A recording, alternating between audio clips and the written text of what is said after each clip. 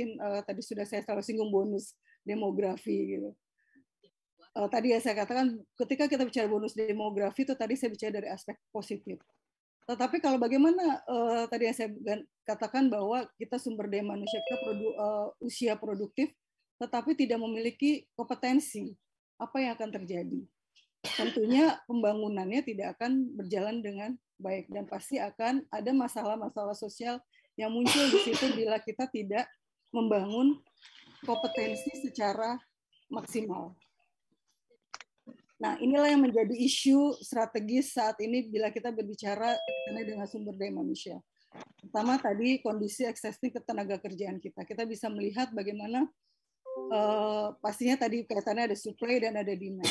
Ketika banyak produktif, tetapi tidak ada terbukanya lapangan pekerjaan, peningkatan ekonomi, itu tadi ada gap juga di situ yang pada akhirnya terjadilah pengangguran, seperti kita pahami bersama. Nah, inilah yang kemudian perlu harus kita sikapi bagaimana adanya supply dan demand untuk mencapai tujuan menurunkan pengangguran, kemudian peningkatan investasi di bidang ekonomi yang kemudian sama-sama saling berkolaborasi di situ.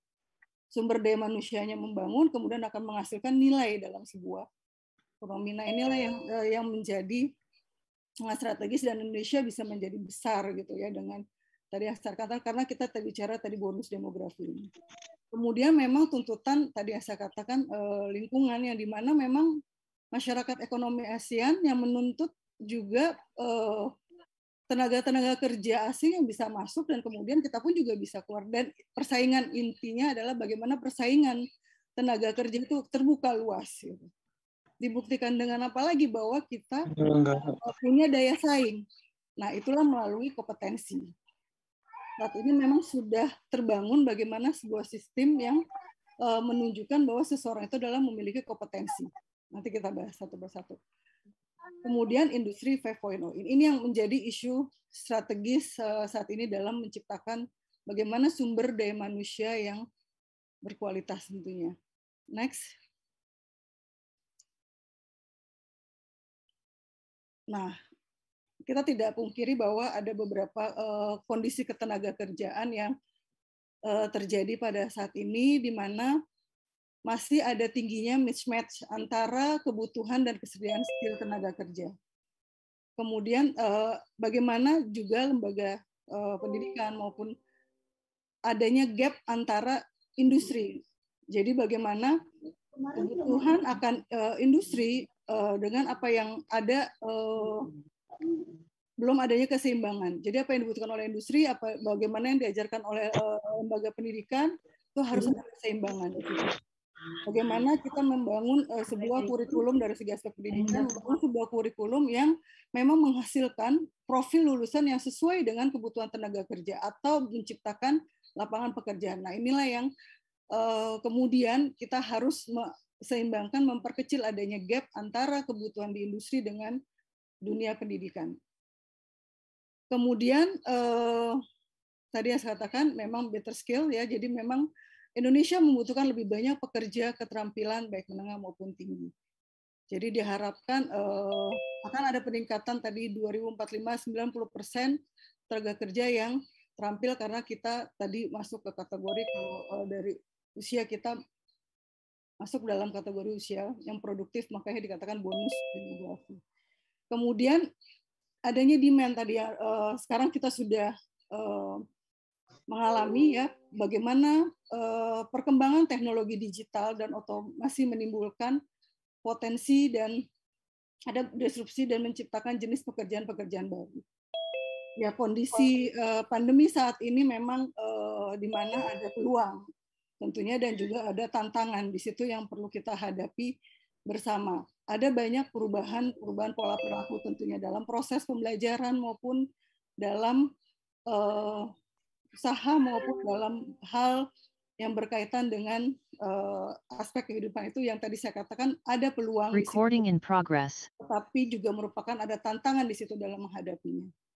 Kemudian memang belum optimalnya proses perpindahan pekerja di pasar kerja. Inilah yang menjadi PR kita bersama mungkin ya Bapak Ibu atau rekan-rekan sekalian, bagaimana kita mampu menciptakan tenaga kerja yang memang sangat kompetitif, tadi memiliki daya saing seperti itu. Jadi labor market flexibility. Jadi harus bisa dengan menciptakan tenaga kerja yang kita bisa mengikuti, beradaptasi dengan sesuai lingkungan, kondisi apapun.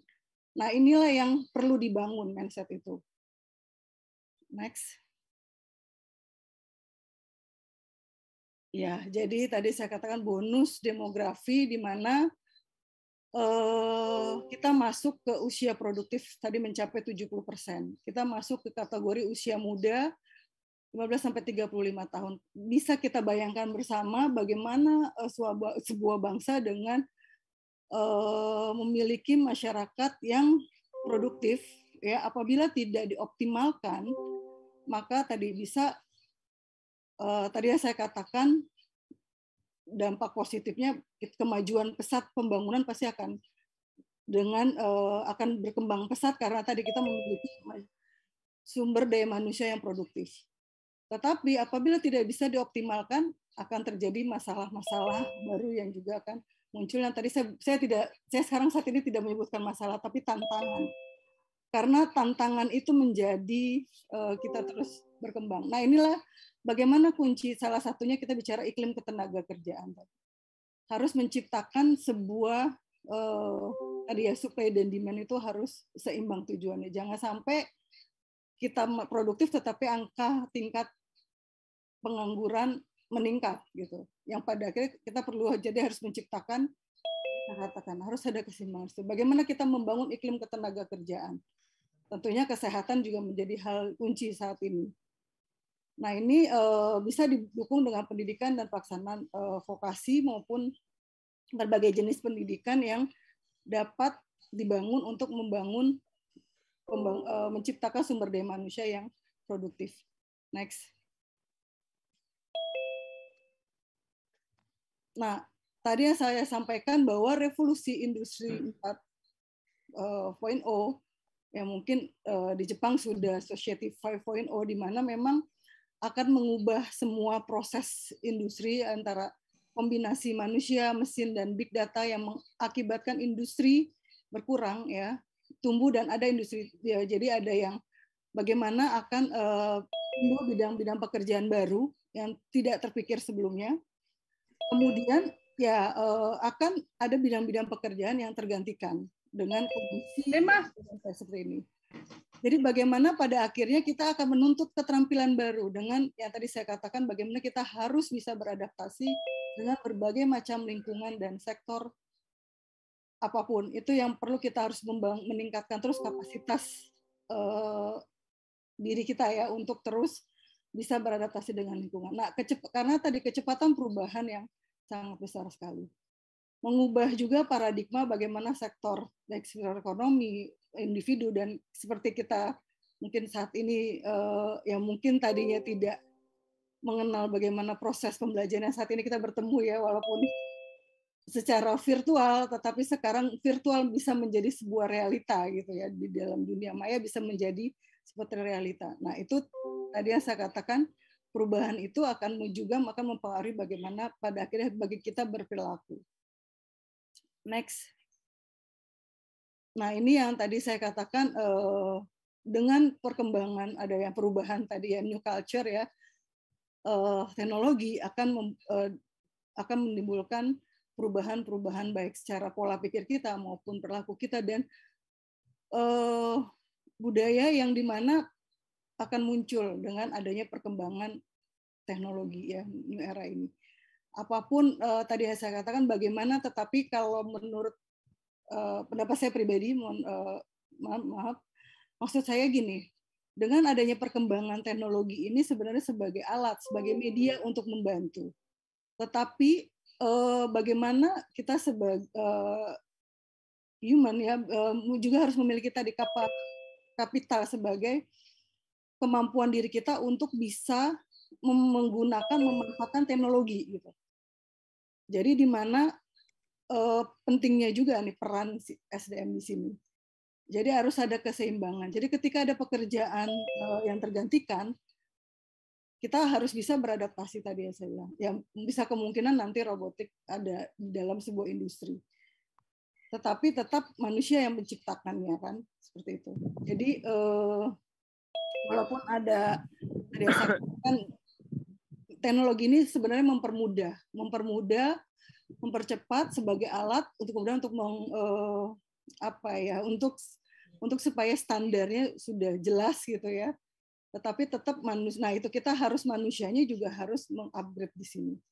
Ya jadi kita jangan kalah oleh teknologi. Maksud saya saya senang dengan konsep model society 5.0. Semoga kita bisa seperti itu yang diterapkan oleh Jepang. Jadi bagaimana human capital itu juga mendukung dalam teknologi. Teknologi itu sebagai tadi yang saya katakan alat, tetapi makanya kita harus juga peningkatan kapasitas diri kita untuk adanya keseimbangan dengan mengikuti perkembangan teknologi. Ya tadi ya dengan global village tadi dengan teknologi memang sudah tidak ada jangkauan batas waktu ya kapanpun ya, kemudian dimanapun berada sudah dunia itu semakin sempit global village. Jadi tidak ada batasan lagi, tidak ada hambatan lagi untuk kita berinteraksi dengan berbagai macam aktivitas di luar negeri maupun dimanapun dengan adanya teknologi. Nah tadi saya bilang memang teknologi itu mempermudah, mempercepat, dan sebagai alat tadi dengan kita menggunakan robot standar sudah sama, dan kemudian kualitas juga sudah dan lebih cepat, kualitas juga sudah terjaga tentunya ada standarnya, karena kalau kita robot itu mesin cepat juga hasilnya, tetapi akhirnya manusia yang menggerakkan itu semua gitu. Jadi itulah makanya kita perlu juga harus meningkatkan kapasitas sumber daya manusianya. Next. Nah ini saya ambil dari Pak Kunjung Nasehat Ketua BNSP. New Era di mana revolusi ke 5.0 ini adalah sebuah silent revolution dan disebut juga economic disruption, ya, menuntut setiap individu itu benar-benar kompeten dan bersertifikat. Nah, inilah kunci dari topik kita pada pagi hari ini. Artinya adalah bagaimana kita memang mampu harus bisa beradaptasi sebagai sumber daya manusia, inovasi terhadap perkembangan apapun yang terjadi. Nah, saya selalu bilang makanya ada peluang, pasti ada mencapai peluang tersebut. Karena ya itulah yang disebut dengan tadi perubahan itu pasti kita akan ada dalam setiap kehidupan.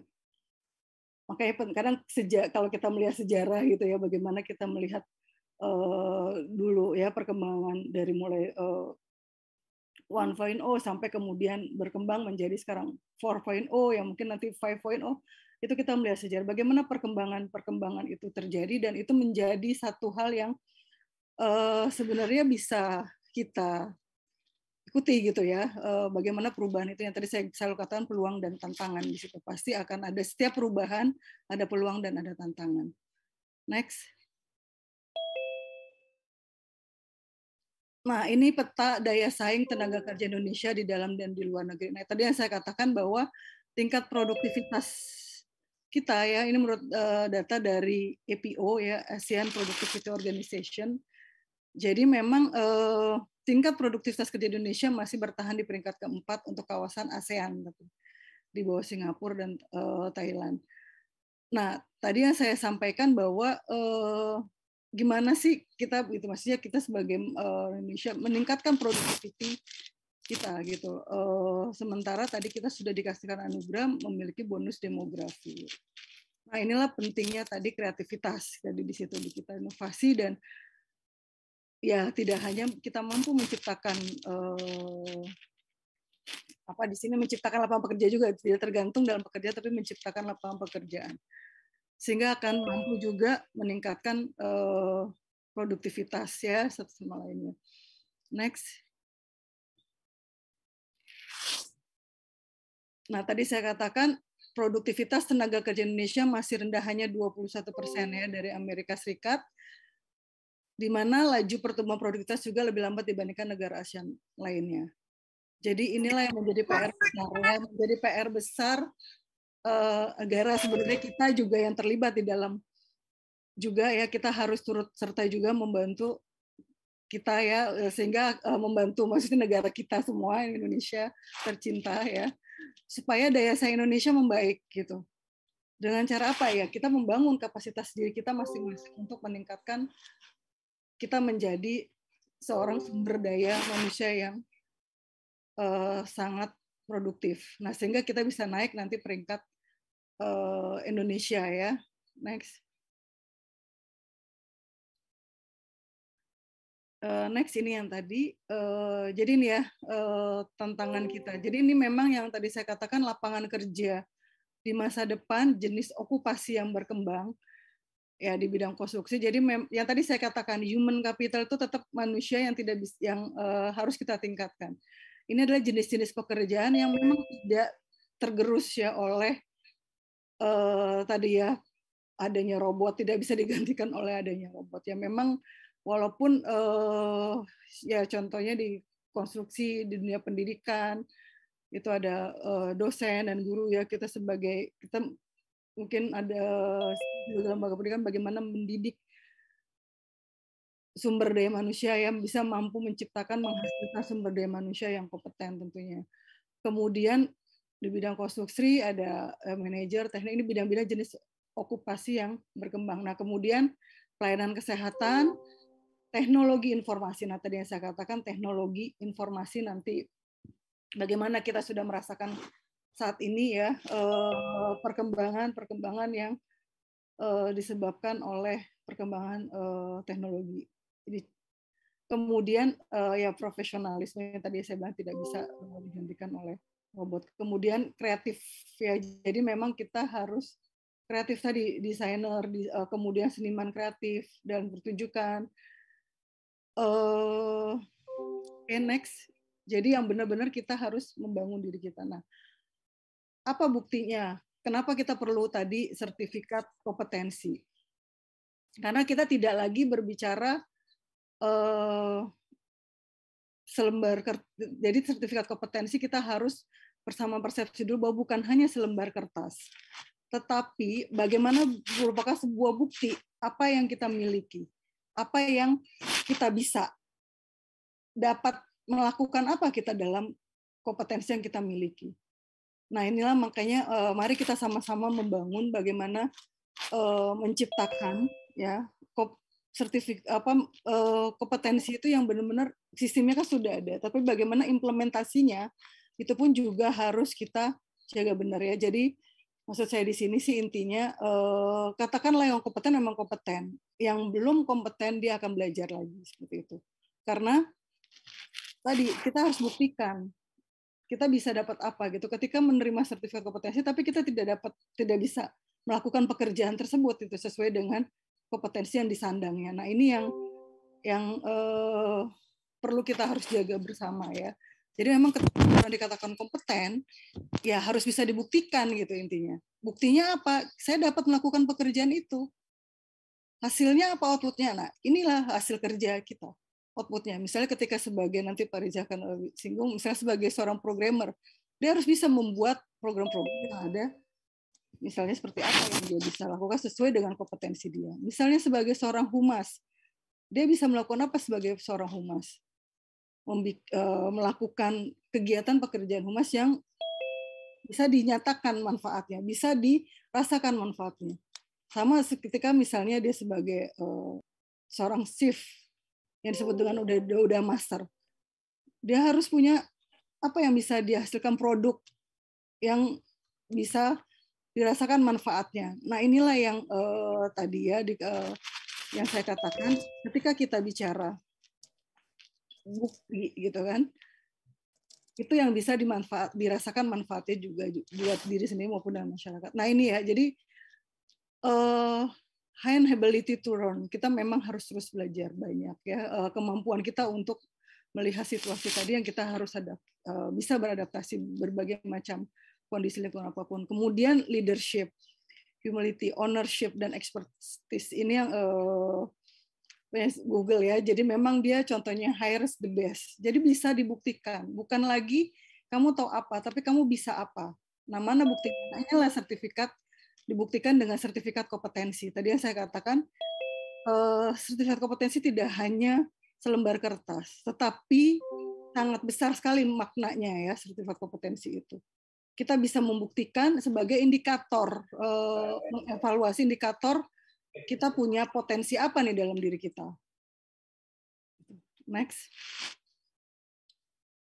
Nah, ini tadi saya singgung. Jadi sertifikasi itu ya sebagai bukti gitu ya, sebagai bukti pengakuan ya, pengakuan yang untuk memperoleh pengakuan itu ada proses yang harus dilewati. Nah, proses itulah yang kita harus sudah dibangun sistemnya, dan kita implementasinya pun juga harus sesuai gitu. Nah, di lapangan ini makanya yang tadi saya katakan,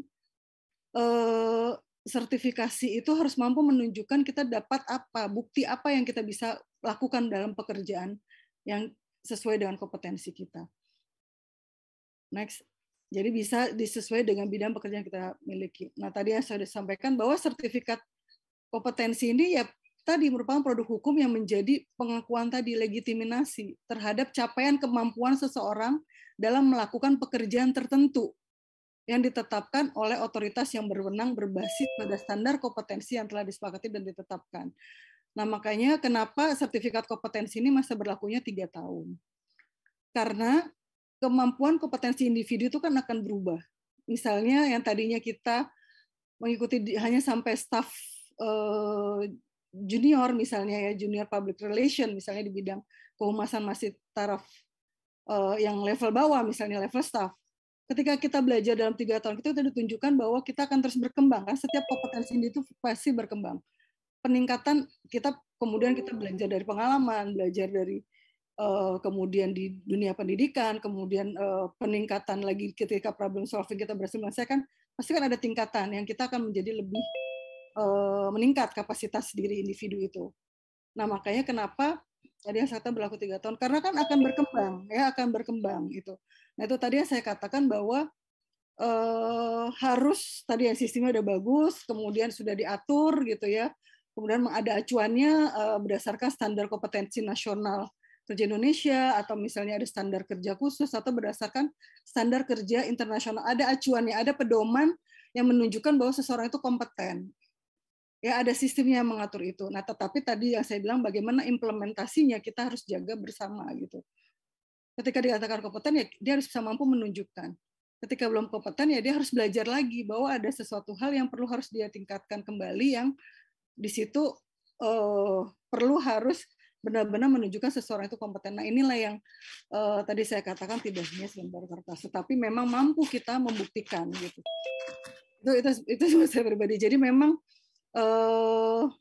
kita justru malu ketika kita merasa ada yang belum ada, saya merasa belum bisa, belum punya kemampuan di bidang itu, tetapi memiliki itu. Nah, itu yang kita harus ada kesadaran diri kita memang tertunjukkan. Kita mulai harus punya dengan memang kalau kita punya sertifikat kompetensi, kita harus punya kepercayaan diri kita bahwa kita memang kompeten di bidang itu.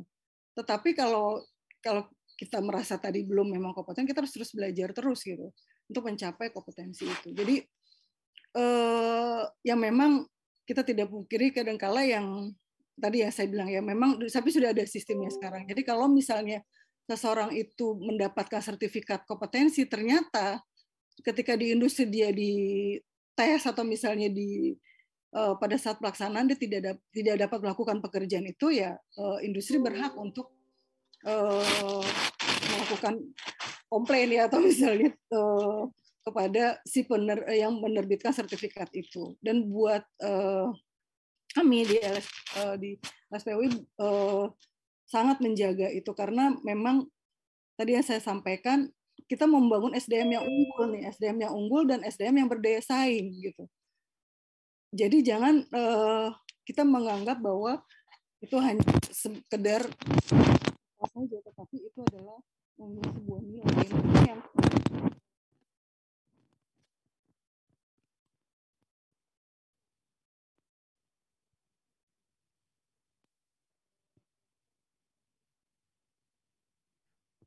Bu Rahmi, mohon maaf ini suaranya sempat terputus. Sudah.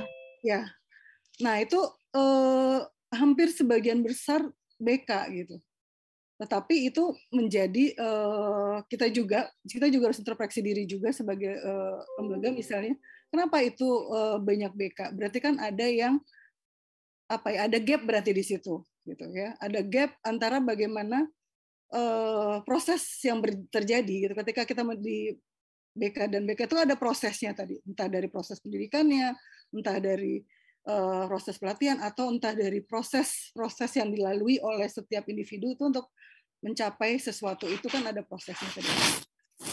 Nah itu pun juga menjadi introspeksi buat kami misalnya ketika peserta didik kami ada yang BK dalam melakukan sertifikat kompetensi. Ini itu ya. Jadi menurut saya ini sangat penting sekali untuk sertifikat kompetensi ini untuk menunjukkan kemampuan diri kita, pengakuan diri kita kompeten di bidang pekerjaan yang memang kita geluti sama ini gitu. Maksudnya apa dengan pengakuan sertifikat kompetensi.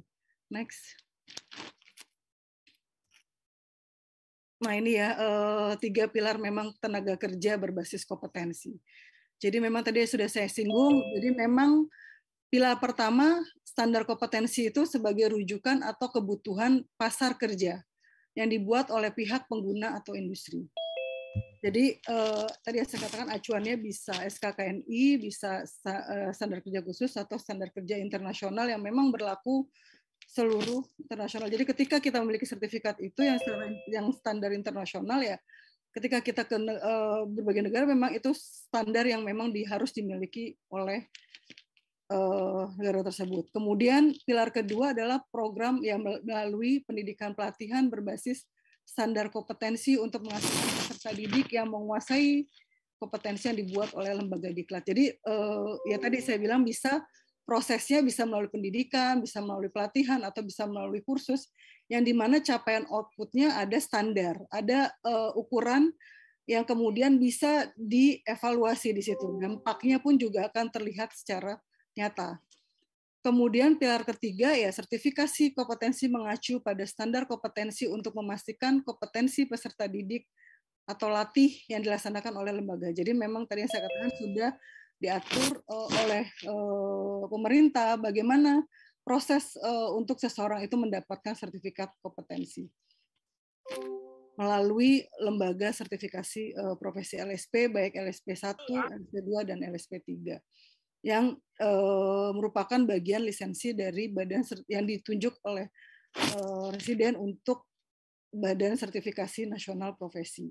Ya jadi sudah ada sistemnya. Kita sudah membangun sistemnya, kemudian tinggal bagaimana implementasi di masing-masing kelembagaan itu menjadi sesuatu hal yang maksud saya sangat sinergi. Kemudian bagaimana implementasi itu yang sangat penting, dan evaluasi yang kadang-kala evaluasi itu pun juga menjadi hal yang penting untuk membuat program-program pengembangan lainnya. Next.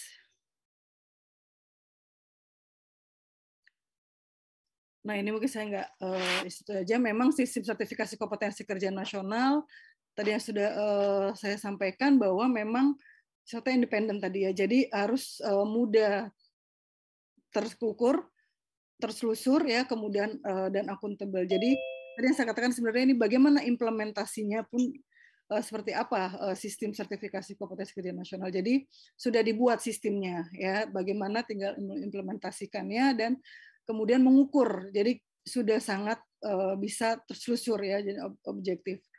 Kemudian tadi saya sampaikan memang untuk peningkatan tadi produktivitas kerja dan daya saing. Bagaimana dengan sertifikat kompetensi ini mampu tadi keunggulan kompetitif tenaga kerja Indonesia di pasar global. Tadi bisa kita bayangkan bersama jika sumber daya manusia memiliki kompetensi yang kompeten di bidang kerjaannya, pasti juga capaian output tujuan perusahaan atau organisasi atau industri apapun akan juga tercapai gitu. Jadi akan terlihat tingkatan capaian secara kuantitatif ketika tadi bagaimana SDM yang berkualitas kerja seperti itu ya. Kita bisa bayangkan kalau yang pekerja yang tidak punya kompetensi itu kan pasti high cost ya buat perusahaan juga ya. Ya bagaimana pasti akan lebih cepat ya berkembang ya, bergerak ketika kita memiliki sumber daya manusia yang kompeten.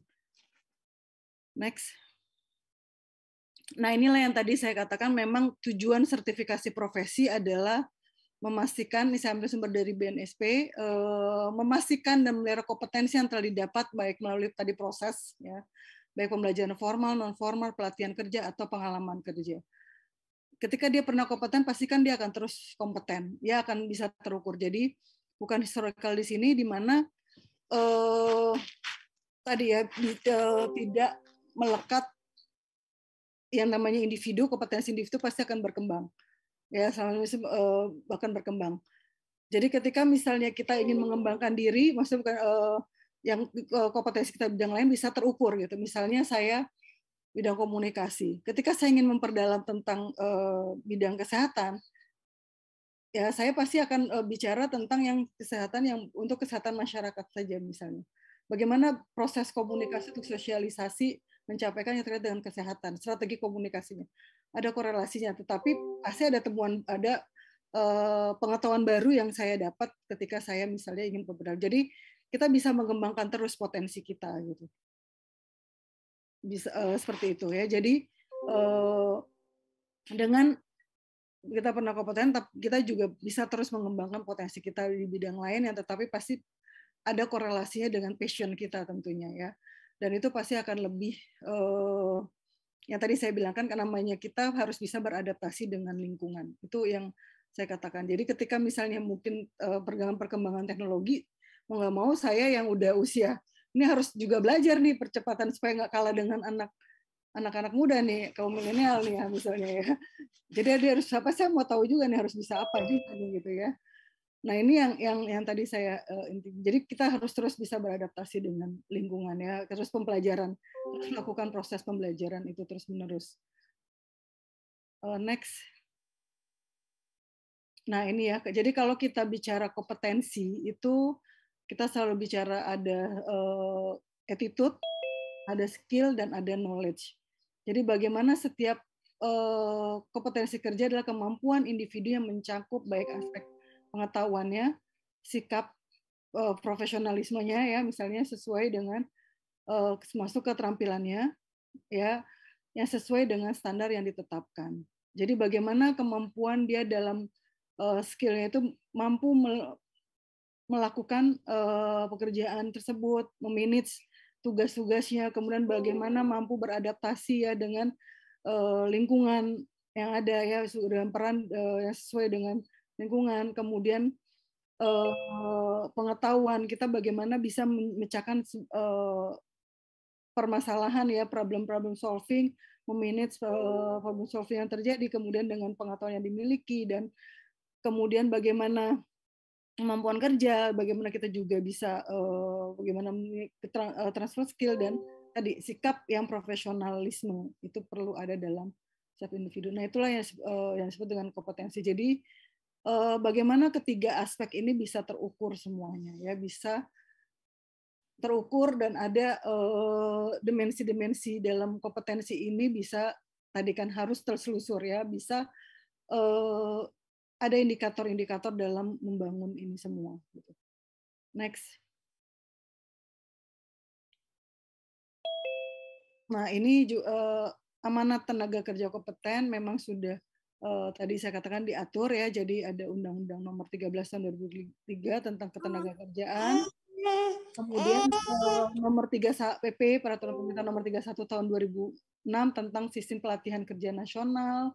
Kemudian tentang Peraturan Presiden Nomor 8 Tahun 2012 tentang Kerangka Kualifikasi Nasional Indonesia KKNI. Nah, jadi sudah diatur juga dengan kalau dalam pendidikan misalnya ada seorang yang biasanya kalau di chef di hotel itu untuk karena sudah dia punya kemampuan yang tinggi di bidang ahli memasak, tetapi mungkin pendidikan misalnya gelar titelnya hanya mungkin D3 gitu ya, atau mungkin S1, tetapi dengan adanya peraturan ini bisa disetarakan dengan setara sesuai dengan KKNI-nya. Jadi seorang chef yang sudah master itu setara dengan KKNI level 8. Oke, level 9 kalau di dalam perguruan tinggi itu setara dengan master ya, atau misalnya program doktor ya pasca sarjana yang level 9 paling tinggi. Jadi sudah disetarakan, dia expert di bidang, memang memiliki kompeten keahlian di bidang itu gitu ya.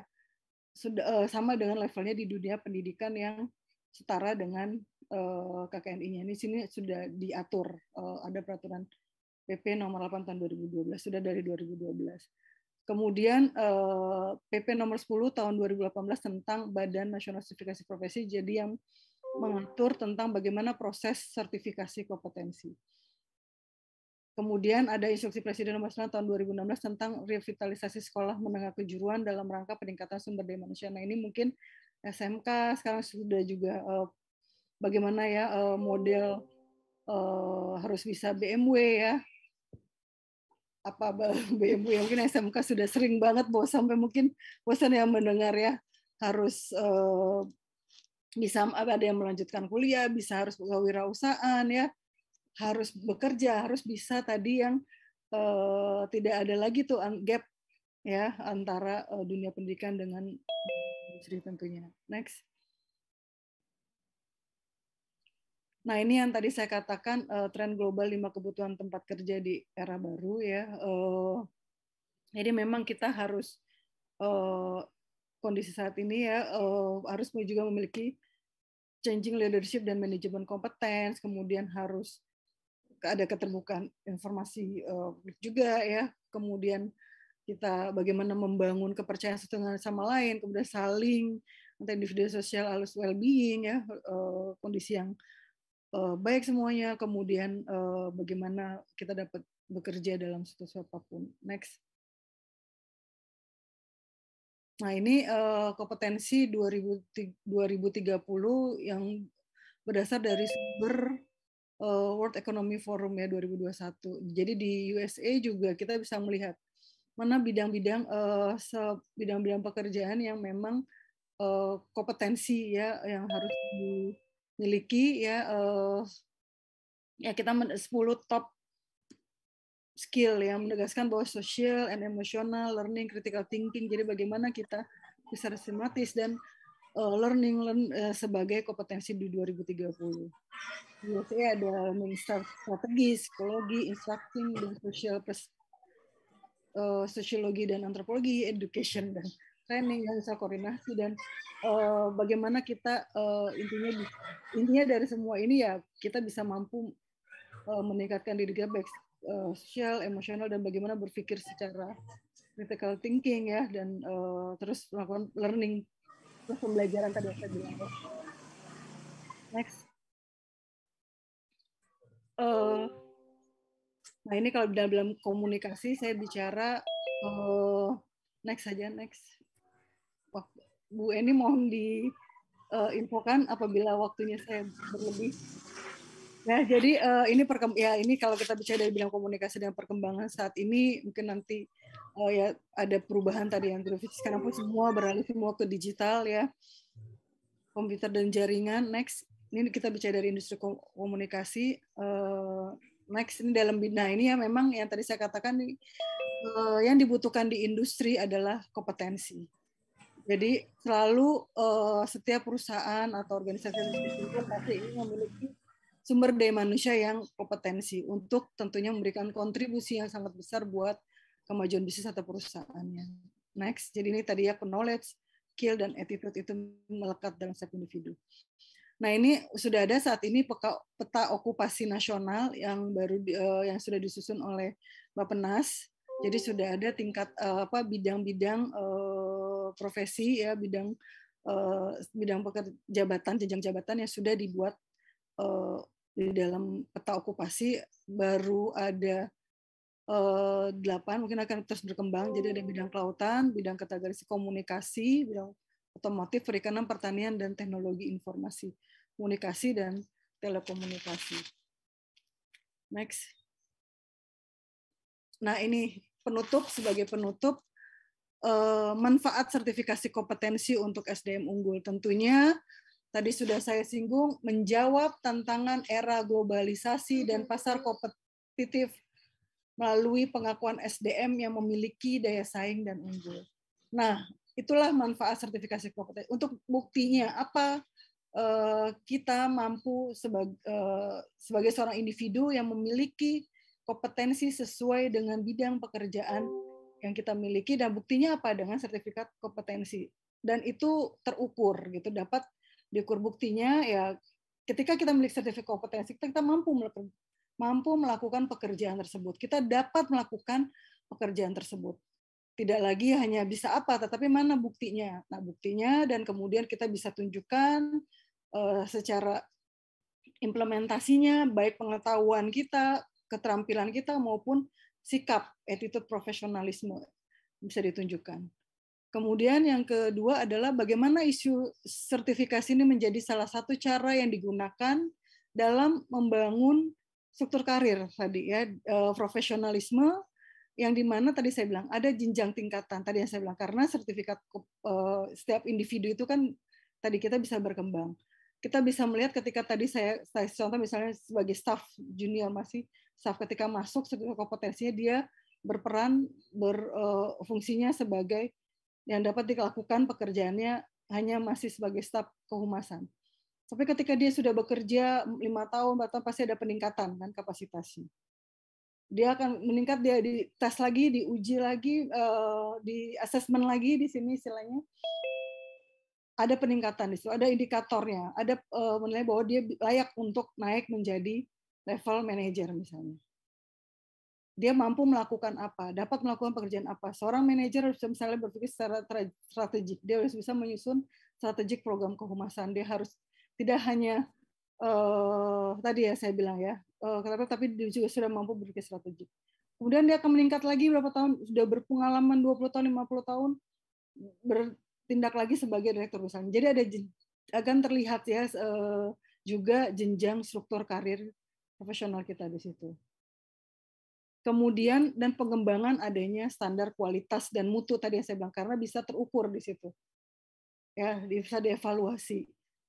Kita bisa, mungkin kita mulai dari hal diri kita sendiri, ketika kita mengambil kompetensi kita memang bisa melakukan itu. Terus kita bekerja udah dari pengalaman, tadi saya bilang dari pengalaman, dari pendidikan, dari pelatihan, dari berapa tahun kita menguasai bidang itu, otomatis pasti kan ada peningkatan. Kita coba tes lagi berikutnya gitu. Tadi ada secara terukur ya standar kerjanya. Nah, kemudian juga berdasarkan peraturan Menteri Riset Teknologi dan Pendidikan Tinggi Republik Indonesia nomor 59 tahun 2018 tentang ijazah, sertifikat kompetensi, sertifikat profesi, gelar, dan tata cara penulisan gelar di perguruan tinggi, bahwa ada surat, kalau kita pahami di dunia pendidikan, ada surat keterangan pendamping ijazah yang disebut dengan SKPI. Itu adalah dokumen yang memuat informasi tentang pemenuhan kompetensi lulusan dalam suatu program pendidikan tinggi. Jadi surat keterangan pernyataan itu bisa ijazah, bisa transkrip akademik, bisa juga sertifikat kompetensi. Jadi alangkah baiknya apabila SKPI itu adalah sertifikat kompetensi sebagai untuk mengukur juga ya bagaimana output profil lulusan itu sesuai dengan standar kompetensi yang tadi ada link and match dengan dunia industri, standar kerja, dan bagaimana akan terbentuk profil lulusan yang apa yang diinginkan tadi sesuai dengan lulusan. Kompetensi yang dimiliki itu akan terukur dengan sangat apa ya lugas, maksudnya bisa dikuantitatifkan gitu ya, bisa secara kita mengukur bagaimana tingkat keberhasilan capaian pembelajaran itu bisa output profil itu bisa terukur tadi yang saya katakan dengan adanya sertifikat kompetensi ini. Kemudian ada aturan ini saya ambil ya, sertifikat surat dari Menteri Ketenagakerjaan Republik Indonesia tentang pemberlakuan wajib sertifikat kompetensi terhadap jabatan bidang manajemen sumber daya manusia. Nah ini suratnya yang dikeluarkan. Jadi diwajibkan nih sertifikat kompetensi di bidang MSDM. Jadi karena kita mengelola MSDM ya harus juga punya kemampuan dalam memanage sumber daya manusia itu. Gitu, buktinya apa? Ya demikian. Jadi sangat apa ya, manfaat sertifikat kompetensi ini merupakan sebagai indikator kita melihat dalam menghasilkan sumber daya manusia yang unggul dan berdaya saing. Daya saing tadi kita bisa melihat dari bagaimana kemampuan kita ya memiliki kompetensi yang tepat di bidang kita dan kita bisa menunjukkan gitu ya. Tadi yang saya bilang tidak hanya mengatakan saya kompetensi di bidang komunikasi nih misalnya. Buktinya apa gitu? Ya, saya mampu membuat misalnya program strategi komunikasi. Saya dapat menyusun program-program yang berkaitan dengan ada datang Yasin ke rumah tadi. Ya, jadi mari sama-sama kita membangun sumber daya manusia Indonesia yang unggul, yang berdaya saing tentunya. Kalau unggul otomatis sudah memiliki daya saing ya. Dan inovatif tentunya. Kenapa inovatif dan kreatif? Karena tadi agar kita mampu juga bisa beradaptasi bagaimanapun dalam situasi apapun dan bagaimana perubahan lingkungan kita bisa beradaptasi. Nah, makanya itulah pentingnya inovatif dan kreatif di situ. Terima kasih. Mohon maaf apabila ada tidak dalam penyampaiannya tidak dapat dipahami. Kami silakan ada tanya jawab nanti ya Bu Eni ya. Betul, baik. Terima kasih paparannya Bu Rahmi, ini sangat menarik sekali ya. Tapi kita skip dulu nih untuk sesi pertanyaan. Yang tadi sempat saya kritisi Bu, ini terkait dengan pertanyaan mana buktinya gitu. Kita mengklaim nih diri kita bisa di suatu bidang. Nah, tapi harus ada gitu ya. Salah satu buktinya itu diantaranya yang melalui sertifikasi kompetensi gitu ya Bu ya. Ya. Nah, bagi peserta yang ingin bertanya bisa masuk ke dalam kolom chat, nanti saya akan bacakan ya di akhir sesi setelah pemateri yang kedua.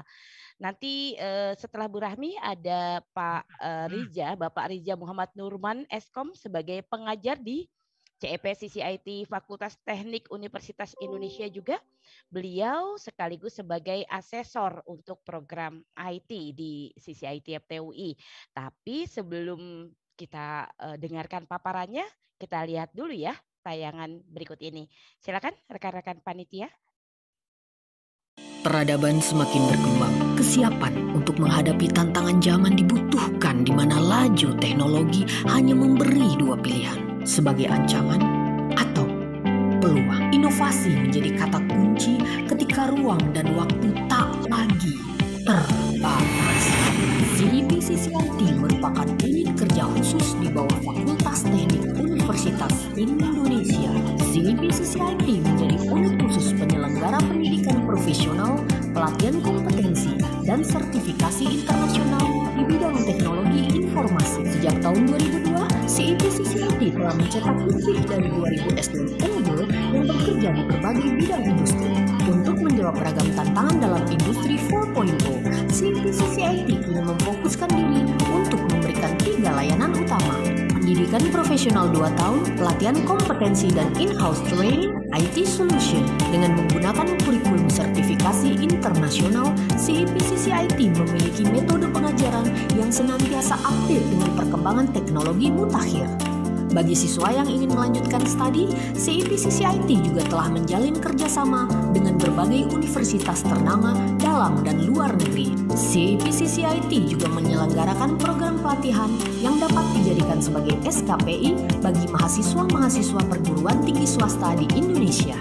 Sejak tahun 2010, CIP CCIT telah berkontribusi sebagai mitra Kementerian Pertahanan Republik Indonesia. Saat ini, CIP CCIT juga mengembangkan divisi IT Solution dengan core bisnis penyediaan jasa pengembangan berbagai aplikasi sistem informasi bagi instansi pemerintah dan swasta. Sebagai institusi yang telah berlisensi ISO 9001-2015, CIP CCIT senantiasa berkomitmen dalam memberikan layanan teknologi terbaik untuk Indonesia. CCIT, Programming Future. Baik, rekan-rekan sertifikasi, jangan lupa ya follow akun media sosial CEP CCIT Fakultas Teknik Universitas Indonesia. Saya sapa dulu nih rekan-rekan dari yang hadir pada kesempatan ini. Ada rekan-rekan dari Badiklat Kemhan, ada rekan dari Badan Nasional Penanganan Terorisme, ada rekan dari Universitas Pramita, SMKN 20 Jakarta, lalu ada SMKN 3 Depok, ada dari ISTN, ada dari Universitas Pramita, Unsada Jakarta, dan Sumut nih, Siantar. Nah, teman-teman silakan ya kalau mau nanti saya sebut-sebut gitu ya, isi di kolom chat. Sebelum masuk dan berbicara dengan pemateri yang kedua, saya kasih pantun sedikit. Beli beras dicampur ketan, naik taksi duduk di depan, kerja keras demi masa depan. Semoga yang ikut webinar diberi kesehatan. Amin. Amin. Amin. Baik, untuk selanjutnya saya tanya-tanya nih ke Parija. Parija, sudah hadirkah? Sudah, Ibu Eni. Oke, Pak Riza ini beliau ini sebagai pengajar di CEP CCIT FTUI, beliau juga saat ini sebagai asesor yang menginduk kepada LSP UI. Pak Riza, mungkin masih banyak yang belum paham nih perannya asesor dalam proses sertifikasi kompetensi ini sejauh apa sih gitu. Nah, kita sama-sama belajar dan menambah wawasan ya dari Pak Rijah. Silakan Pak Rijah, mungkin bisa langsung ke arah materinya ya. Baik, terima kasih Bu Eni.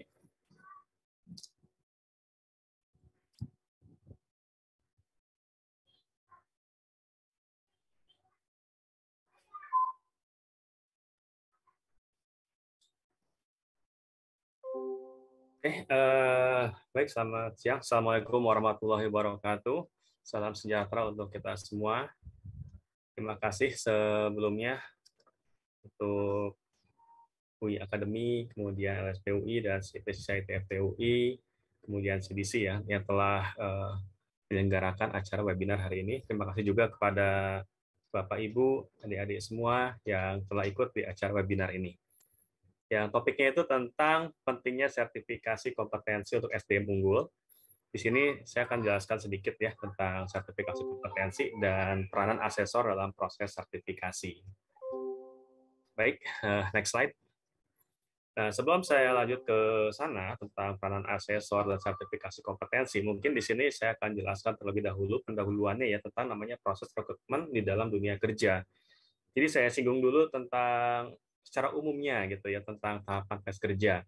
Seperti yang kita ketahui semua, yang namanya tahapan tes kerja itu terdiri atas seleksi berkas, kemudian jika sudah lulus seleksi berkas, masuk ke psikotes, kemudian setelah lulus masuk ke dalam tes wawancara, kemudian setelah itu dilakukan job test. Nah, untuk masuk ke dalam sesi psikotes, wawancara, dan job test, kita tentunya harus terlebih dahulu lulus di dalam seleksi berkas. Baik, next. Nah, apa saja sih yang ada di dalam seleksi berkas di dalam penerimaan rekrutmen tersebut? Itu ada 3 ya di situ. Tolong diklik. Yang pertama ada cover letter, ini adalah surat lamaran kerja, kemudian ada kurikulum lainnya atau CV ya. Kemudian yang ketiga adalah portofolio. Biasanya ini adalah ketiga bagian yang sering kita lampirkan ketika kita ingin melamar kerja, seperti itu ya. Silakan next. Nah, lalu bagaimana cara kita menunjukkan kompetensi kita gitu agar CV kita, data kita itu terlihat oleh bagian personalia atau HRD dari sebuah company atau perusahaan. Gimana sih cara menunjukkan kompetensi kita? Seperti yang kita tahu ya, namanya lamaran kerja itu pasti terdiri atas ribuan pelamar. Kita hanya salah satunya saja seperti itu. Bagaimana caranya untuk memperoleh kesempatan kerja lebih besar untuk diri kita dibandingkan dengan pelamar-pelamar yang lain seperti itu. Oke, next slide. Yaitu dengan cara meningkatkan kemampuan diri dan mengikuti uji kompetensi. Karena dengan mengikuti uji kompetensi, kita akan memperoleh sertifikat kompetensi sehingga menjadi tenaga kerja yang kompeten. Dan tentu saja yang namanya sertifikat kompetensi ini adalah sertifikat yang harus diakui baik di dalam negeri maupun di luar negeri. Sehingga sertifikat yang kita lampirkan di dalam lamaran kerja tersebut bukanlah sertifikat yang biasa saja, tapi sertifikat yang skalanya sudah termasuk luar biasa dan diakui oleh semua orang. Oke, silakan next. Kemudian di sini ada tujuan dari namanya sertifikasi. Jadi sertifikasi kompetensi itu tidak hanya untuk perorangan, juga bisa untuk yang lainnya.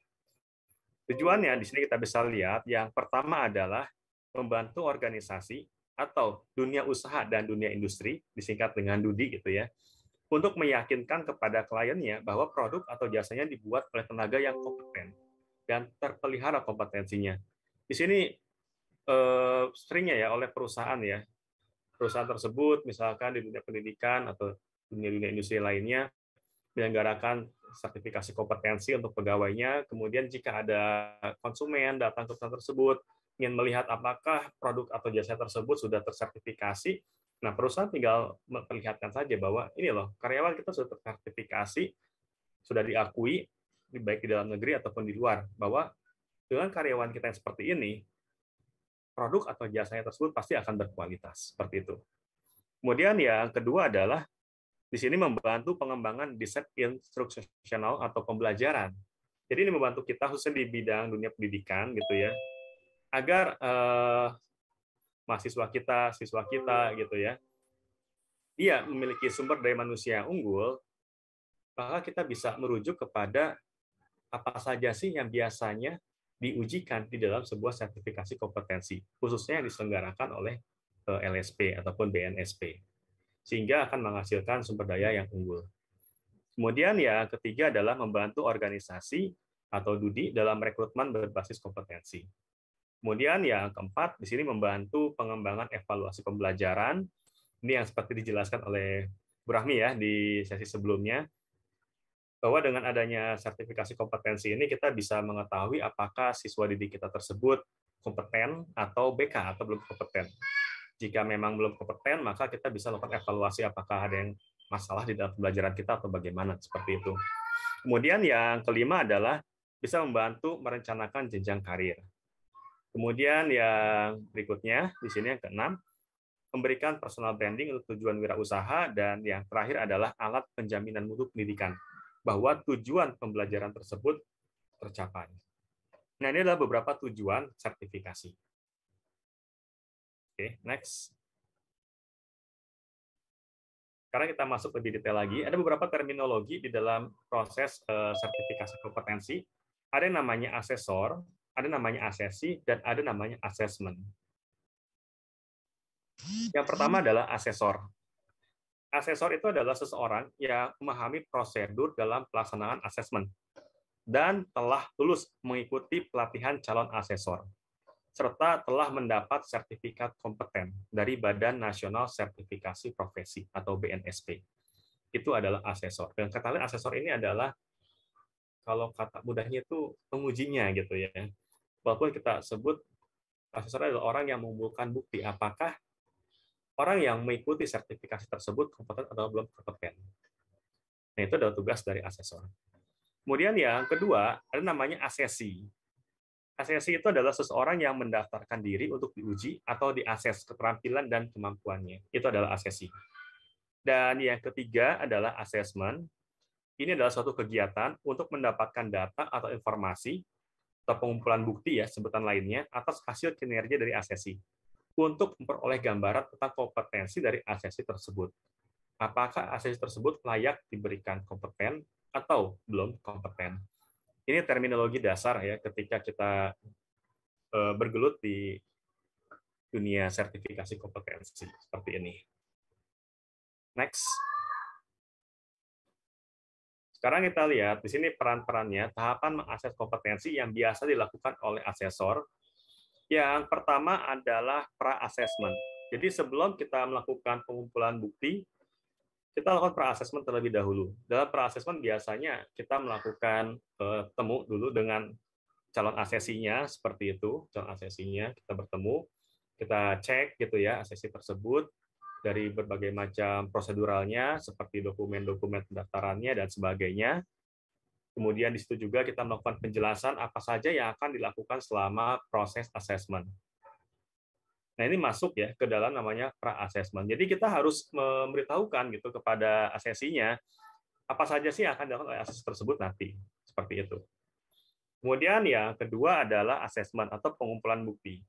Jadi sekali lagi di sini yang namanya asesor, kita istilahnya bukan menguji gitu ya. Menguji tanda kutip, bukan menguji, tapi lebih ke arah ke pengumpulan bukti. Jadi kita mengumpulkan bukti dari setiap hal-hal yang dilakukan oleh asesi untuk menunjukkan kompetensinya. Sehingga dari bukti-bukti yang telah dikumpulkan oleh asesor akan bisa mengambil keputusan apakah asesi tersebut layak disebut kompeten atau belum kompeten. Dan yang terakhir, di sini peran asesor adalah membuat laporan dan meninjau asesmennya yang kemudian dikumpulkan ke LSP-nya, seperti itu. Nah, ini adalah tahapan-tahapan mengakses kompetensi. Jadi, ya, tentang asesor di sini mungkin saya tambahkan lagi. Jadi ketika kita sebagai asesor, antara asesor dan asesi, itu tidak ada yang namanya levelnya lebih tinggi, seperti itu. Jadi ketika kita sebagai asesor, jangan samakan ketika kita mengajar, ya, ketika kita mengajar siswa atau mahasiswa. Kita tidak menyamakan diri kita tidak boleh menyamakan diri kita seperti itu. Jadi antara asesor dan asesi itu memiliki level yang sama. Seperti itu. Itu yang selalu ditekankan oleh Master Asesor kemarin ketika saya melakukan pelatihan asesor ya. Jadi antara asesor dan asesi itu harus memiliki tingkatan yang sama. Ketika kita melakukan bicara, gitu ya, ketika kita menyampaikan sesuatu, kita menyamakan derajat kita sama dengan asesi tersebut. Jadi tidak boleh ada yang levelnya lebih tinggi atau lebih rendah. Seperti itu. Nah, ini adalah contoh-contoh gambar-gambar ya, galeri pelatihan asesor kompetensi yang kami lakukan di tahun-tahun sebelumnya. Ini sebelum COVID ya, makanya masih belum menggunakan masker. Kita di sini adalah asesor-asesor dari LSPUI. Ini LSPUI, seperti itu. Silakan, next lagi. Kemudian ini adalah sampel contoh ya, ketika kita melakukan assessment pada beberapa asesi. Jadi jika kita melihat gambar-gambar ini yang mengikuti uji kompetensi ini atau sertifikasi kompetensi ini nggak hanya anak-anak muda saja gitu ya, tapi juga senior-senior juga mengikuti yang namanya sertifikasi kompetensi. Di sini ada beberapa sampel yang menggunakan sertifikasi jarak jauh ya, menggunakan Zoom. Lalu ada juga yang on the spot seperti yang kita lihat di gambar tersebut. Next. Ya, itu sedikit sampaian dari saya tentang yang namanya peranan dari asesor di dalam sebuah sertifikasi kompetensi, seperti itu.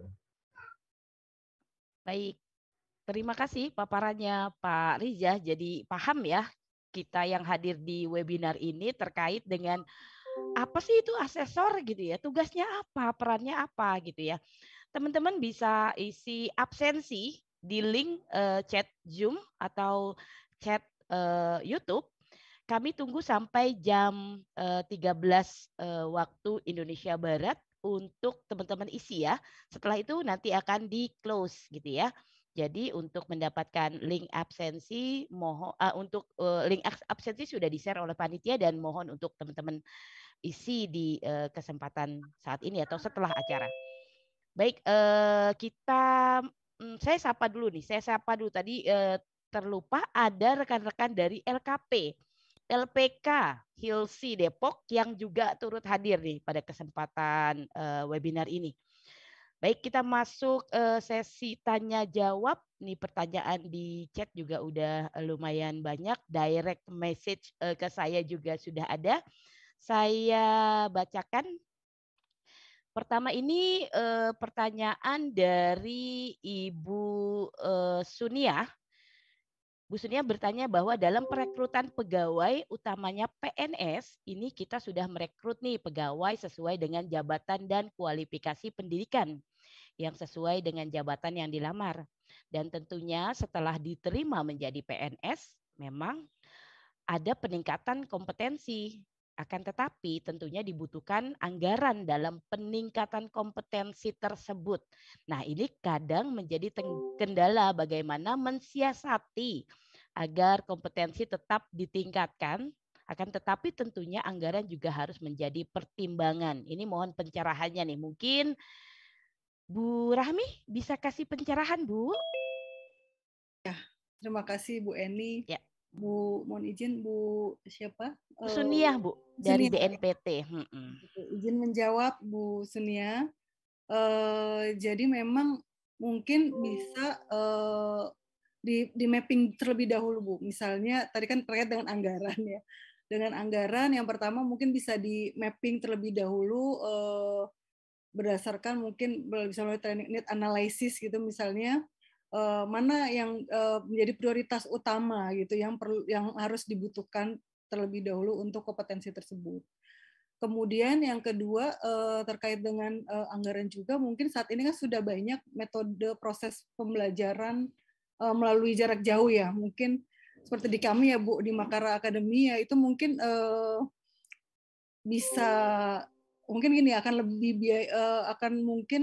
lebih efektif juga tidak mengganggu pekerjaan karena bisa melihat melalui video pembelajaran yang tidak perlu harus hadir misalnya. Dan mungkin dari segi aspek biaya berarti kan dari anggaran tidak perlu harus akomodasi, tidak perlu harus transportasi untuk mengikuti pelatihan tersebut, tapi bisa kapanpun dan tidak mengganggu pekerjaan. Bisa ada metode pembelajaran kan bisa berbagai macam strategi, Bu. Ini maksud saya intinya seperti itu. Jadi bisa mungkin di kami ada ya Bu ya untuk program-program berikan pelatihan melalui pembelajaran jarak jauh. Nah itu kan sangat mungkin menekan kos anggaran ya mungkin di situ. Terus Ibu Yuni, terus tadi yang pertama kita mapping dulu mana yang menjadi prioritas kompetensi yang menjadi dasar yang harus dimiliki PNS atau bidang tersebut gitu. Nah itu tadi berdasarkan mungkin bisa di need training melalui need analysis dulu mapping tersebut itu mana yang menjadi prioritas. Mungkin itu sih yang dapat dilakukan. Dan kedua mungkin bisa melalui strategi pembelajaran untuk peningkatan kapasitas dengan berbagai macam metode pembelajaran sekarang banyak. Kami juga memiliki itu ditawarkan jadi sehingga menekan anggaran. Ya nggak sih Bu Nisa? Ya kan jadi nggak perlu datang lagi. Biasanya kan kita dulu pelatihan di hotel diinapkan gitu ya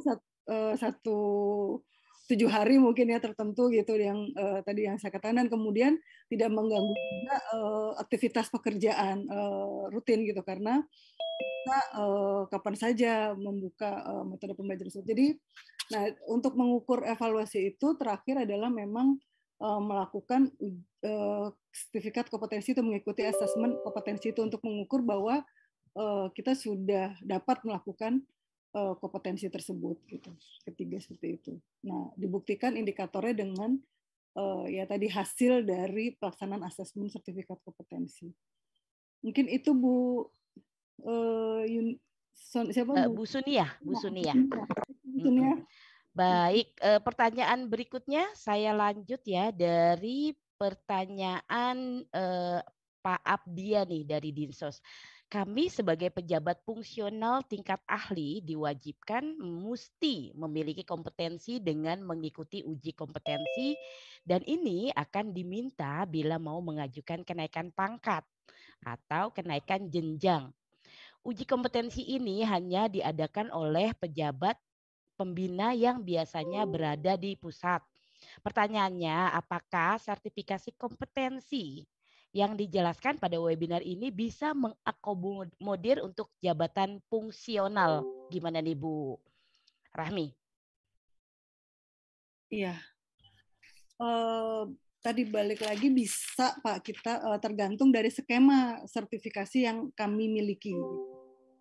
Nah memang LSP itu kan juga ada kategorinya Pak. Ada LSPP 1, LSPP 2, dan LSPP 3. Nah mungkin di tempat Bapak ada mungkin LSPP 2 ya Pak ya. Mungkin sudah kalau sudah punya LSP-nya dan memang alhamdulillah ya Pak ya sekarang itu sertifikat kompetensi menjadi satu wajib yang dasar untuk menaikkan jenjang pangkatan ya Pak ya. ada nilainya di situ, dan kemudian apakah tadi yang saya katakan ada kategorisasi P1, P2 dan P3. Nah, apabila Bapak ingin misalnya yang tidak terdapat di skema sertifikasi di P2 Bapak, ya dapat mengikuti di lembaga tadi LSP P3 yang didirikan oleh asosiasi kalau yang P3 yang mendukung kompetensinya. Nah, kalau untuk di LSP P1 itu khusus untuk peserta didik yang berada di lingkungan internal perguruan tingginya, misalnya, atau di dalam lingkungan pendidikannya. Seperti itu Pak yang membedakan.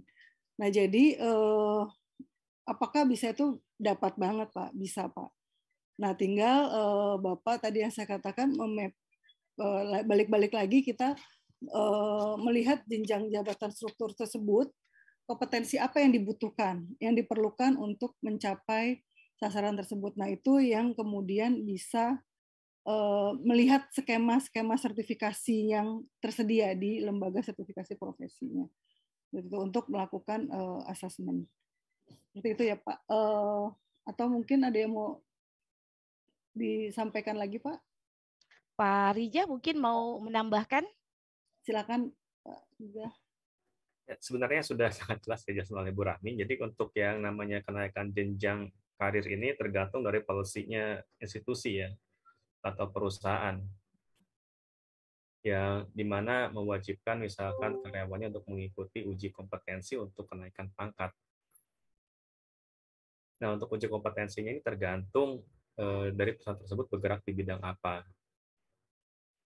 Jika memang bidangnya tersebut spesifik, biasanya perusahaan atau institusi tersebut menyelenggarakan namanya LSPP2, yang dimana LSPP2 ini biasanya menyelenggarakan sertifikasi kompetensi untuk karyawannya sendiri atau untuk karyawan lainnya yang masih di dalam satu bagian gitu ya, satu nginduk gitu dengan perusahaan tersebut atau institusi tersebut. Itu yang P2. Jadi untuk jabatan fungsional tergantung dari policy masing-masing, seperti itu. Baik, terima kasih pencerahannya Pak Rija dan Bu Rahmi. Selanjutnya mungkin ini bisa menjawab ya pertanyaan dari Pak Abdia. Selanjutnya saya melanjutkan pertanyaan dari Pak Sumarno. Saya sudah bekerja selama 25 tahun di swasta sebagai buyer purchasing, dan saat ini saya mahasiswa di ITB Swadharma, sedang menunggu sidang skripsi saja. Yang ingin saya tanya, bagaimana mendapatkan sertifikasi di bagian prosedur bagian sebagai buyer? Adakah Bu Rahmi terkait dengan bidang ini, Bu? Ya, kalau tadi memang balik lagi memang Pak, mohon maaf Pak, siapa tadi Bu? Sumarno Bu. Pak Sumarno ya. Jadi memang memang kadang-kala pertanyaannya seperti Bu, kayak saya udah berpengalaman nih 25 tahun, 20 tahun bekerja di bidang itu. Apakah masih perlu gitu sertifikat kompetensi gitu? Saya sudah berpengalaman. Nah, balik lagi, sertifikat kompetensi itu sebenarnya tadi yang saya sampaikan adalah pengakuan bahwa mana buktinya nih, kita bekerja selama 2 tahun mungkin bisa dari surat keterangan ya, misalnya surat keterangan kerja, tapi dapat melakukan apa? Benar nggak Anda dapat melakukan pekerjaan sebagai seorang misalnya di bidang tersebut gitu. Nah, ini saya udah punya nih sertifikat kompetensi nih, saya bisa kok melakukan pekerjaan bidang itu. Nah, tadi saya balik lagi pengakuan secara legitimasi bahwa kita punya kemampuan di bidang itu. Tadi walaupun udah 25 tahun bekerja, bisa kita, selain surat tadi ya, surat keterangan selama kita bekerja gitu kan, tetapi dapat melakukan apanya? Nah, buktinya dengan sertifikat kompetensi itu. Mana buktinya udah melakukan 25 tahun pekerjaan itu intinya. 25 tahun pekerjaan sudah melakukan pekerjaan itu, mana buktinya? Nah, ini sertifikat kompetensi. Nah, apakah bisa melakukan assessment untuk bidang tersebut? Balik lagi, memang kita di LSPUI lagi sedang masih proses pengembangan skema. Jadi bisa mengikuti assessment tersebut di LSP apabila sudah memiliki skema sertifikasinya. Nah, skema sertifikasi itulah yang menjadi dasar juga kita lisensi boleh melakukan izin melaksanakan asesmen tersebut oleh BNSP. Nah, karena dalam ketika disetujui oleh skema sertifikasi itu BNSP, itu ada proses yang harus dilalui oleh LSP. Nah, prosesnya itu kita mengajukan skema, kemudian kita mengirimkan perangkat asesmennya, kemudian nanti diuji coba perangkat asesmennya. Ketika sudah tepat sesuai dengan metode asesmen yang diterapkan, mampu terselusur tadi, kemudian mampu bisa dibuktikan gitu kan. Tadi saya bilang, karena kita bicara kompetensi ada tadi mengandung unsur tadi dimensi, attitude, skill, dan knowledge itu bisa dibuktikan gitu, bisa ada dan ada metode asesmennya juga. Yang tadi Pak Riza menyinggung bahwa untuk melaksanakan asesmen itu harus dilakukan oleh seorang asesor kompetensi. Nah, karena asesor kompetensi itu sudah memiliki pemahaman bagaimana metode asesmennya gitu. Yang tadi tentunya akan berbeda cara metode asesmen yang dilakukan kalau tadi di misalnya kampus ada indikator penilaian masing-masing setiap kriteria unjuk kerjanya gitu. Jadi dan ada acuannya ketika kita menyusun skema sertifikasi itu ada acuan. Acuannya itu bisa tadi standar kerja kualifikasi nasional Indonesia SKKNI, atau kita mau mengacu pada standar kerja khusus yang hanya khusus untuk bidang pekerjaan tersebut yang diusulkan oleh lembaga pendidikan tersebut, atau yang khusus untuk dipergunakan gitu, namanya standar kerja khusus. Atau bisa mengacu pada standar kerja internasional, SKK internasional. Kita boleh mengadop di dalam yang diturunkan dalam skema sertifikasi itu gitu. Nah, seperti itu Pak. Jadi kalau misalnya tadi pertanyaan yang kedua, apakah ada di kami sedang memang proses pengembangan skema sertifikasi itu. Mudah-mudahan nanti yang diminta Bapak juga bisa ada di kami. Karena UI ini kan fakultasnya ada berapa Pak Riza? Ada teknik, fisip, ada hampir ada 13 Bu. 13 fakultas Bu, ditambah ada vokasi, program vokasi. Ya, nah terus kemudian masing-masing prodi. Jadi akan sangat ini ya Bu, itu. Semoga saja seperti itu. Jadi Bapak mungkin bisa melihat mana nih yang assessment untuk sertifikasi kompetensi di bidang tersebut, Pak. Baik, terima kasih banyak Bu Rahmi. Mudah-mudahan menjawab Pak Sumarno. Saya lanjut ke pertanyaan berikut. Saya skip di 2 pertanyaan terakhir saja ya, rekan-rekan sertifikasi. Ini ada pertanyaan dari Pak Joni Cahyono. Pertanyaannya, apakah ada referensi benefit secara gaji bagi pelamar pekerjaan yang punya sertifikasi kompetensi dibanding yang belum punya? Gimana nih Bu Rahmi? Siap Bu Eni. Sangat ada. Kebetulan kami melakukan riset pada jadi di vokasi itu wajib sebelum lulus mereka harus memiliki sertifikat kompetensi. Jadi SKPI itu adalah sertifikat kompetensi. Nah, dengan adanya sertifikat kompetensi itu mereka memiliki gaji yang lebih tinggi dibandingkan yang standar ketika baru masuk. Kenapa? Karena mereka dianggap sudah mumpuni, mampu melakukan bidang kompetensi pekerjaan tersebut. Salah satunya terhadap kalau kita di kearsipan. Jadi di arsip itu pun mereka harus punya sertifikat kompetensi. Nah makanya sangat pengaruh tadi kaitannya dengan salary. Jadi mereka sudah dianggap di atas dari pertama fresh graduate masuk. Seperti itu. Jadi karena buat perusahaan juga sebenarnya untung ya. Jadi mereka tidak perlu lagi melatih, mendidik gitu ya. Karena memang dia sudah kompeten di bidang pekerjaan itu gitu. Walaupun mungkin ada pelatihan atau hanya mengenalkan nilai-nilai budaya organisasinya.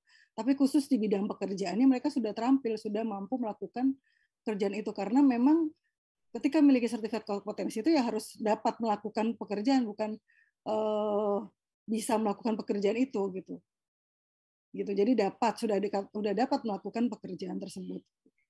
Jadi tidak perlu harus ada training lagi sampai 3 bulan, mungkin sampai 6 bulan, karena memang dia sudah kompeten di bidang pekerjaan tersebut gitu. Ya, paling di awal ya pengenalan nilai-nilai budaya organisasi itu perlu kan di awal dipahami. Baik. Itu begini, jadi sangat-sangat pengaruh gitu.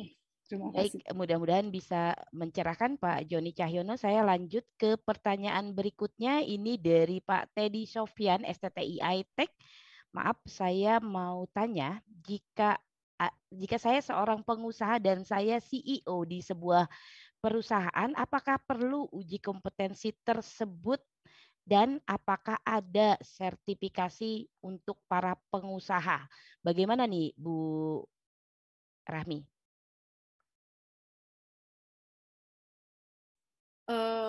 Ada, Bu. Jadi tadi ya saya balik lagi melihat dari struktur karir gitu. Kalau disetarakan dengan kita yang di dunia pendidikan KKNI itu mungkin sudah setara dengan CEO gitu, itu setara dengan pasca sarjana program doktor gitu. Balik lagi mengapa itu perlu juga gitu, walaupun kita sebagai pengusaha, sebagai pemilik perusahaan gitu. Nah, bagaimana kita mengembangkan, mengolah perusahaan itu tadi yang saya katakan ada tingkatannya, ada jenjangnya. Berarti kan sudah mencapai level tertinggi itu. Nah, untuk mencapai itu kita untuk tadi yang kita untuk melihat lagi nih, misalnya untuk diri sendiri misalnya. Saya sebagai seorang CEO, saya sudah mampu merancang strategi dan lain-lain gitu. Tapi kemudian ternyata ketika dilihat dalam SKKNI khusus bidang tadi MSDM misalnya, mampu nggak saya melakukan ini gitu. Nah, berarti kan bisa mengukur diri sendiri misalnya, oh saya ada miss di sini nih. Berarti saya harus ada peningkatan diri untuk unjuk kerja sebagai CEO yang belum saya mampu memenuhi ini misalnya. Seperti itu. Jadi ya bisa saja itu tetap tadi yang saya sampaikan bahwa individu itu tidak akan pernah berhenti untuk belajar kan ya Bu ini. Kita harus terus bagaimana bisa beradaptasi balik lagi dengan situasi apapun lingkungan itu bisa kita lalui. Jadi memang ya walaupun buat pemilik tadi yang saya katakan sebagai CEO mungkin Pak ya perlu juga tadi ya untuk pengembangan. Jadi bisa akan terlihat di mana belum tercapai capaian itu di yang mana nih dalam mencapai untuk menjadi tentunya akan meningkatkan tentunya perusahaan misalnya. Oh ya pemasaran kaitannya dengan digital misalnya. Kayak kaitan dengan digital nih kayaknya masih perlu harus ditingkatkan lagi. Nah itu nanti bisa terlihat. Jadi walaupun misalnya kita tadi pemilik tadi CEO tadi digitalnya tapi kita bicara udah strategik di sudah yang level yang lebih tinggi lagi bukan yang itu. Jadi ada pengukurannya pun juga sudah pendekatan asesmennya juga akan berbeda-beda tentunya dengan sesuaikan dengan jenjang tadi leveling tadi. Baik, terima kasih Bu Rahmi mungkin menjawab Pak Teddy Sofyan. Baik rekan-rekan sertifikasi jangan lupa ya isi link absensi kami tunggu sampai dengan jam 13 waktu Indonesia Barat untuk pengisian link absensinya untuk mendapatkan sertifikat. Baik, rekan-rekan sertifikasi, acara webinar edukasi ini didukung oleh Makara UI Academy, CEP CCIT UI, LSP UI, dan CDC Fakultas Teknik Universitas Indonesia. Untuk informasi lebih detail terkait dengan pengen tahu nih Makara UI Academy dan yang lain, silakan follow akun media sosial yang tertera di chat Zoom dan YouTube. Baik, ini nggak terasa kita ada di penghujung webinar edukasi yang memberi wawasan. Saya sebagai MC tentu dapat tambahan-tambahan informasi dari Bu Rahmi, dari Pak Rija terkait dengan pentingnya sertifikasi. Kalau saya ramu sedikit, sertifikasi kompetensi ini meningkatkan profesional kerja ya. Jadi sebagai pembuktian kualitas pekerjaan yang memang kita klaim sebagai keahlian kita. Lalu penting juga sebagai pengembangan diri atau menunjang karir di masa depan. Tentu ada salary di sini nih yang akan pastinya berbeda seperti yang tadi sudah disampaikan oleh Bu Rahmi. Baik, alhamdulillah respon peserta juga sangat bagus. antusias untuk mengikuti webinar sampai akhir. Ini nggak berkurang nih jumlah pesertanya, saya lihat di Zoom. Terima kasih banyak. Lalu sekali lagi untuk Dr. Rahmi Setiawati Esos MSI dan Bapak Riza Muhammad Nurman Eskom sudah menyampaikan materi yang bermanfaat, menambah wawasan kepada peserta yang saya banggakan pada kesempatan siang ini. Juga terima kasih telah hadir pada ruang virtual Zoom maupun live streaming di YouTube. Sebelum kita akhiri, kita foto bersama yuk supaya ada dokumentasinya. Bagi rekan-rekan mungkin bisa dinyalakan kameranya. Kita hold dulu ya beberapa saat. Teman-teman panitia mungkin bisa disiapkan untuk ada berapa slide nih. Ya, kita tunggu sambil semuanya dinyalakan kameranya. Jadi saya menyapa sekali lagi untuk peserta webinar pada kesempatan pagi hingga siang ini. Sudah sangat responsif sekali dan antusias. Mudah-mudahan edukasi yang kita berikan pada kesempatan Sabtu dari pagi hingga siang ini memberi manfaat bagi kita semuanya. Baik, sambil teman-teman panitia mungkin bisa diambil ya fotonya. Baik. Kita siap-siap ya sambil difoto. 1, 2, 3, 4.